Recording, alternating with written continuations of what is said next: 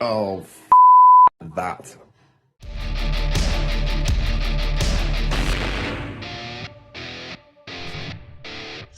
Hey, welcome to Primetime Mitch, and today I'm going to be reviewing the VHS Halloween entry. A little belated, I've got to say, but I've had a lot going on this month. This is a Shudder original. It's produced by Bloody Disgusting. Now, I'm not as familiar with this franchise as I should be. I've only seen a couple of them. I'm probably going to have to rewatch those. But I wanted to give this one a go because it was Halloween themed, and I'm very into anything Halloween themed. And I've got to say that I didn't actually have a negative experience with this at all. I thought there was a lot of good in it. I have got some problems with it, but I will discuss that. But what I will say is this is a spoiler review. I'm going to talk about certain aspects of this film. Obviously, it's very segmented if you know the structure of the VHS movies. So I will be talking about each one. So if you haven't seen this movie and you don't want it ruined for you, please don't watch beyond this point. Hit that pause button, put it in the watch later, and come back and see me when you have. As ever, bang that like button and that notification bell, subscribe to Primetime Mitch, and let's go. So I don't know if this is a running theme with the VHS movies. Like I said, I've only seen two of them and I can't remember whether it was in those. So please drop it in the comments if you know better than me. So there is a base story that is going on constantly throughout, and it's sort of interrupted by the individual stories. So it's an anthology with an undercurrent, and that base story is Diet Phantasma. Now, this is basically a company that are trialing a soda that they've created, and they've got a bunch of pretty boring people to come and test it out. In Britain, I believe, is the setting for this one. It's an American company, and you sort of get this immediate sense that there's something dodgy about this soda, because why wouldn't there be? It's a horror movie, it's a VHS movie, and that soda is basically a possessed drink. That's what I got from it anyway. And you see the demise of one of the test subjects, and that kind of is your taster for what's going to happen throughout this film. I thought that was quite interesting. It was imaginative. Obviously, if you're not a big found footage fan, you probably won't enjoy these, but I do think there is a level of understanding when it comes to this movie that is the best format for this to be, because of the VHS theme, the flickering picture, the bad sync, that kind of stuff. So it does work for this franchise. And we come to the first story, which is a classic Halloween night setting, and it is 𝐒𝐿𝐂𝐋𝐒. Now, I'm going to say this was my favourite of the lot. The first one was my favourite. I'm going to say it right now. This should be a Halloween horror night themed maze in any of the Scream parks and the scare attractions in this country, America, wherever. This has to be a theme for one of those mazes going forward. It was terrifying. If you don't like the whole baby horror, creepy infants, that kind of thing, this one will do something to you. I thought the characters in this were pretty terrible, to be honest, but it didn't really matter because the horror in this is in the house that they go into. No matter how much you dislike the characters, you do not want to be them in this instance. It has got the classic haunted house trope of, you know, once you get in there, you can't seem to get out. It's a bit like Grave Encounters in that sense. But there is so much going on in this house which is unsettling, and the set and the props and the visuals, the makeup, the costumes, everything in this particular story was masterfully done. Directed by Anna 𝐒𝐿𝐂𝐈. I don't know much about her, although I do know she made a movie called Appendage. I haven't seen that, but I've seen it advertised. It has lots of weird confinement situations. It's very grubby. It's got a bit of barbarian about it, to be honest. If you try and compare the two, you might find some similarities. But that was a good start. That was a good first story. Obviously, we go back to the Diet Phantasma, and another couple of subjects are wiped out in pretty revolting ways. It is unusual the ways in which these people are killed off. You're never quite told why that's happening. What's in this drink? Is it a possession? Is it a demon in every can? That's one sort of slight criticism I would aim at, that is that you don't really know why any of this is going on. Now, sometimes that's a good thing. Other times I'm kind of wanting a little bit more, and it was just sort of drink the soda, boom, you're gone, clean up, let's carry on with the next one. So I was hoping it was going to go somewhere. On to the next story, and that was 𝐒𝐿𝐂𝐋𝐒, I think. God damn, my pronunciation is terrible. I'm sorry if I offend anybody who can actually pronounce that right. But it does mean as above, so below, like the 2014 found footage movie. And I wasn't overly impressed with this one. I thought it was like a lot of sort of modern horror I've seen before, you know, bizarre possessions, vomiting up of things, although the eyeball scene was quite gruesome and quite well made. The idea that they all get stuck to the ceiling as well was interesting, but again, it does serve as a short. I'm glad this isn't a feature length.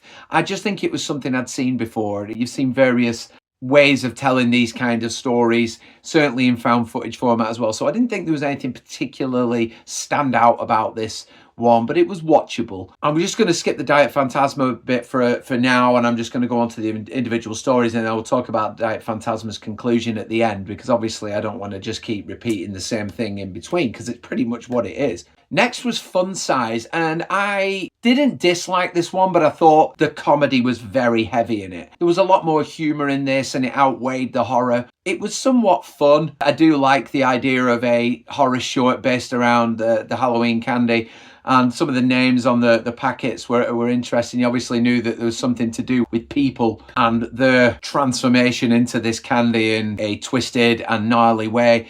You kind of got the feeling that they were going to end up in a place where they found that happening, and that's what happens. I thought some of the phallus jokes were quite funny, and there was some decent gore, but overall, I probably wouldn't watch that one again. Again, it was a bit like the one before. It wasn't really pulling up any new trees. One thing I will say, though, is I can understand why that comedy horror was put in there, because the next one, Kid Print, is the absolute polar opposite. I actually think maybe that this could have done with being before Fun Size, and then you could have had a light-hearted relief, because none of these stories actually have a happy ending. They are all very bleak at the finish. It just happened to be that Fun Size was a bit more fun and a bit more light-hearted, and actually I think this way round was probably not the way around to do it, but I guess if you want shock value, then it's the right way. What a miserable story this was. I mean, I actually think that this one would be more suited to a feature length. It's so twisted, so dark. A guy at a video store has a film that helps the search for missing children, and there is stuff going on in the town with kids going missing, and you find out that it is one of the members of staff at the store that is doing all these awful things and filming it. To cut a long story short, obviously I hope you're not watching this if you don't want it spoiled, but the guy essentially passes the blame on to his boss and continues his reign of terror in a position of power at the store. It is nasty, it is gruesome, it is quite intense. I've got to say it's very effective. I mean, as a horror, this really hit. Where I think maybe we could have done with some light relief after it and not before it, I get why it was placed here for that sheer shock factor and that sheer value of making you feel uneasy and uncomfortable. So this one was probably one of the better ones. Again, it's probably not one I would watch again, but it certainly had its moments where I was going, holy shit, that is deep. So yeah, real horror there. And also tapping into a fear that many of us have, particularly on Halloween night. If you're sending your kids out to trick or treat, or you're worried about where they're going to go, where they're going to end up, who they're going to call on, this movie really grabs you and shakes that fear into you. So yeah, I've got to give them credit for that one. And the final tale is Home Haunt. This seemed to me to be a real tribute to American home haunts and the American Halloween decor, which I'm always really jealous of. When I look at all the detail and the effort they put into Halloween over there, we don't quite have that over here. We've got enough fans of Halloween, there's just not enough of a culture over here like there is in America. So I definitely think this was a nod to the neighborhoods and the scare houses that are erected independently throughout them. So I was quite interested in that. It was nice to see a little character development. The father and the son that have this tradition every year. They create this haunted maze for their neighbours, and the son's kind of growing out of it. It's not really his thing anymore, but he does it anyway. And they find this prop, this record, which they want to introduce to their home haunt, and it turns out to be a cursed object, and it actually brings the characters in this haunted maze to life, and they rain terror over everyone that goes in it. There's a lot of gnarly moments, a lot of gore, a lot of blood in there, and it's quite cool how they center this story around the witch, because the witch is something that sort of gets seen as more of a comedy character in horror, particularly decorative, because every time you see witch decorations, it's always the absolute classic Wizard of Oz, green face, big nose, broomstick witch. But this one, where it does use that, it brings out the sort of evil, more twisted side of it. So you still still got that almost comedy look, but you've got that nasty, twisted, evil backdrop to it.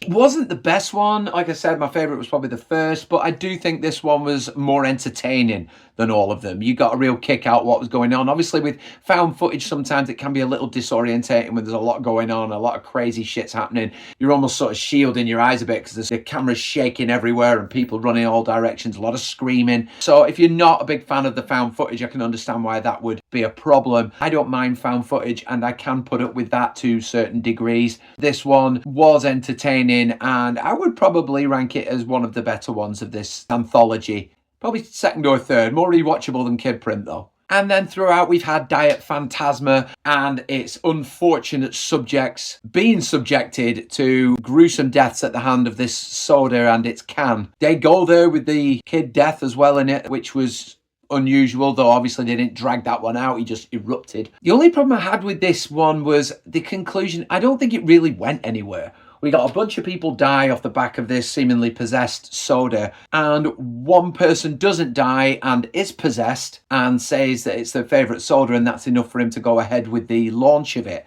That's it. And I found it to be a little bit anticlimactic. A lot of crazy gruesome deaths, but really just for the sake of it, just for the shock value. I didn't find a lot of satisfaction from the conclusion of it, but at the same time it was still interesting. I didn't ever feel bored. I didn't ever really want to switch this off or anything like that.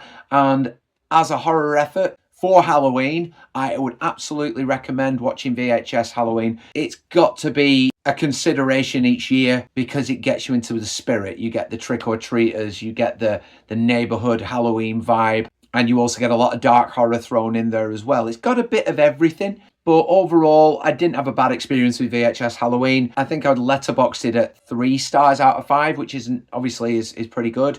And a lot of effort went into this from a lot of filmmakers, and I appreciated it. Just didn't really smack as hard as I would have liked. But I guess it's time for me to really go back and watch the rest of the franchise to try and compare it to the rest. Maybe that was amazing compared to the others, or maybe it was weak, who knows. So that's my job throughout next year, I think, to do a big VHS marathon. But that's my review of VHS Halloween, guys. What did you think of this movie? How did it rank to the others? If you've seen them, tell me. I'm interested to know. But drop your comments in below. Thanks for your subscriptions and your views over this month. It's been pretty difficult. I've been putting the work in to try and give as much out as I can in a busy time, and I will be back with some more content very soon. Please check out my social media. There's a lot flying out there at the moment with it being spooky season. You'll find me on Instagram, TikTok, X, Blue Sky, Threads, a lot. It's all down below, all my links. Have a very happy mid-Halloween, guys. I will be back towards the end with something else for you, but for now, thanks a lot. Stay safe.